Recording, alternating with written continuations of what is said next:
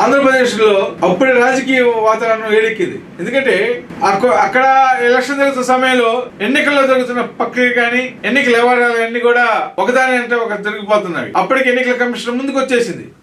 ఎన్నికల కమిషన్ వారు కూడా అప్పటికే జిల్లాల వారిగా కూడా అన్ని జిల్లా కలెక్టర్లకు అన్ని జిల్లా ఎస్పీలకు కూడా ఒక ఆదేశాలు ఇవ్వడం జరిగింది. ఎలక్షన్లకు సిద్ధంగా అండి, ఏ క్షణమైన ఎన్నికల నోటిఫికేషన్ వచ్చే అవకాశం ఉంది. ఆ నోటిఫికేషన్ ఆధారంగా కూడా ఎన్నికలు కూడా అమలు చేయాలి. అదేవిధంగా ఎన్నికల ప్రక్రియ నోటిఫికేషన్ కాంచి ఎన్నికల రిజల్ట్ ప్రకటించే వరకు కూడా అన్ని కార్యక్రమాలన్నీ కూడా చేసే బాధ్యత కలెక్టర్ల ఎస్పీల పైన పెట్టేందుకు ఇప్పటికే అనేక రివ్యూ సమీక్షలు జరుగుతున్నాయి. గత 3 రోజుల నుంచి కేంద్ర ఎన్నికల సంఘం వాళ్ళు, రాష్ట్ర ఎన్నికల సంఘం వాళ్ళు సంయుక్తంగా కలిసి రాష్ట్ర వ్యాప్తంగా పర్యటించి ప్రజల్లో అవేర్నెస్ కల్పించడం జరుగుతుంది. స్వచ్ఛందంగా ఓటు వేయండి అని అన్ని రాజకీయ పార్టీలకు కూడా త్వరలో పిలుపునిచ్చి మీటింగ్లు ప్రవేశపెట్టి రాష్ట్ర రాజకీయాల్లో ఎలాంటి మార్పులు చేయాలి, అదేవిధంగా ప్రజలను ఎలా స్వేచ్ఛగా పోలింగ్ కేంద్రాలకి తీసుకొచ్చి ఓటు వేయించాలని కూడా ఒక అవగాహన సదస్సు పెట్టడం జరుగుతుంది. దీనిపై వివిధ పార్టీల వారు కూడా ఎన్నికల సంఘం వారికి జరుగుతున్న సమీక్ష కార్యక్రమాల్లో అనే ఫిర్యాదు జరుగుతుంది.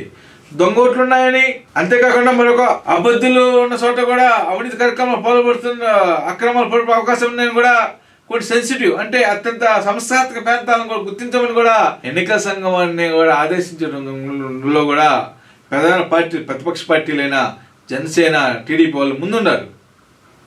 దొంగ ఓట్లపై నిశాలను జరిపించాలని కూడా కృషి చేస్తున్నారు. దొంగ ఓట్లన్నీ తొలగించాలని, ఆ దొంగ ఓట్లన్నీ తొలగించిన తర్వాత నిజాయితీపరులు ఉన్న ఓట్లు ఉన్న తర్వాతనే ఎలక్షన్ నిర్వహించాలని కూడా తెలుగుదేశం పార్టీ జాతీయ అధ్యక్షులు నారా చంద్రబాబు నాయుడు గారు, జనసేన పార్టీ అధ్యక్షులు పవన్ కళ్యాణ్ కూడా కేంద్ర ఎన్నికల సంఘాన్ని కలిసి విన్నవించుకోవడం జరిగింది. కేంద్ర ఎన్నికల సంఘం వాళ్ళు కూడా రాష్ట్ర వ్యాప్తంగా ఇప్పుడు పరిశీలిస్తూ 3 రోజుల కార్యక్రమాల్లో అక్కడున్న పరిస్థితులు ఒక అధ్యయనం చేసి ఒక నివేదికను ఇవ్వాలని కూడా అక్కడ ఉన్న కలెక్టర్లకు, ఎస్పీలకు కూడా ఒక మౌఖిక ఆదేశాలు ఇవ్వడం జరిగింది. ఈ ఆదేశాలన్నింటిని కూడా రాబోయే సున్నితంగా పరిశీలించి ఒక గణాంకాలు రావడం జరిగింది. తెలంగాణలో ఏ విధంగా అయితే ఒక విడతలోనే రాష్ట్ర వ్యాప్తంగా ఓట్లు నిర్వహించినారు, ఆంధ్రప్రదేశ్లో కూడా ఒకే తరహా ఎన్నికలు నిర్వహించాలని, ఒకే విడతలో ఒకే రోజులో పోలింగ్ జరపాలని కూడా సంసిద్ధమవుతున్నారు. దీనికి అన్ని రాజకీయ పార్టీలు కూడా సహకరించాలని కూడా కేంద్ర ఎన్నికల సంఘం కోరుతుంది. అదేవిధంగా వైఎస్ఆర్ కాంగ్రెస్ పార్టీ కూడా టీడీపీ వాళ్ళు దొంగ ఓట్లు తెచ్చారు, జనసేన పార్టీ వాళ్ళు దొంగ ఓట్లు తెచ్చారు, వాళ్ళపై కూడా ఎంక్వైరీ లేండి, ఆ ఓట్లు ఉన్న తీసేయని కూడా వీళ్ళు కూడా కేంద్ర ఎన్నికల సంఘానికి కూడా ఒక వినతి పత్రాలు ఇవ్వడం జరిగింది. ఈ వినతి పత్రాన్ని కూడా స్వచ్ఛందంగా తీసుకుంటూ ముందుకు వెళ్ళటం జరుగుతుంది.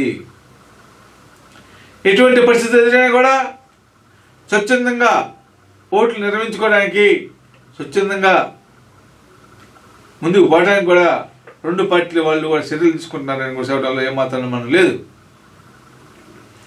అదేవిధంగా చిన్నస్థితిక పార్టీలన్నీ కూడా కొన్ని పార్టీలు కూడా కేంద్ర ఎన్నికల సంఘం కలిసి రాబోయే ఎన్నికల్లో మా పార్టీ అభ్యర్థులకు రక్షణ కల్పించాలని, అదేవిధంగా మాకు కూడా ఎన్నికల కమిషన్ వారు ఇచ్చే ఆదేశాలను పాటిస్తాము, ప్రధాన పార్టీల అభ్యర్థుల నుంచి వచ్చే ఒత్తిడిని మాకు కూడా తలెక్కకుండా ఉండడానికి, అదేవిధంగా రక్షణతో పాటు మాకున్న అభ్యర్థులను, మాకున్న ఓటర్లను కూడా స్వచ్ఛందంగా ఓటు వేసుకునే విధంగా చర్యలు తీసుకోవాలని కూడా చిన్నస్థితిక పార్టీలు కూడా కేంద్ర ఎన్నికల సంఘాన్ని కలిసి విజ్ఞప్తి చేసినారు.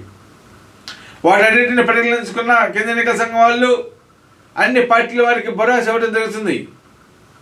ఎన్నికలు కూడా ఏ క్షణమైనా ఏ రోజైనా రావచ్చు కాబట్టి అందరూ సంసిద్ధంగా ఉన్నారని అన్ని కూడా ఆ రాష్ట్ర జిల్లాల కలెక్టర్లకు, ఆ జిల్లాల ఎస్పీలకు ఆదేశాలు ఇవ్వడం జరుగుతుంది. అదేవిధంగా వివిధ పార్టీలు ఇచ్చిన ఫిర్యాదులను కూడా పరిగణన తీసుకొని ముందుకెళ్ళడం జరుగుతుందని కూడా కేంద్ర ఎన్నికల సంఘం పెద్దలు అంటున్నారు. ఏది ఏమైనప్పటికీ రాబోయే రోజుల్లో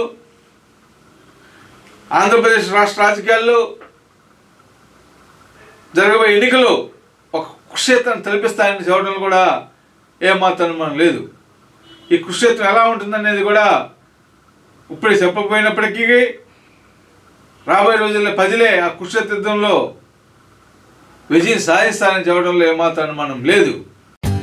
For more updates, like, comment, subscribe to our channel. Hey darlings, గంటని click చేయడం మర్చిపోకండి.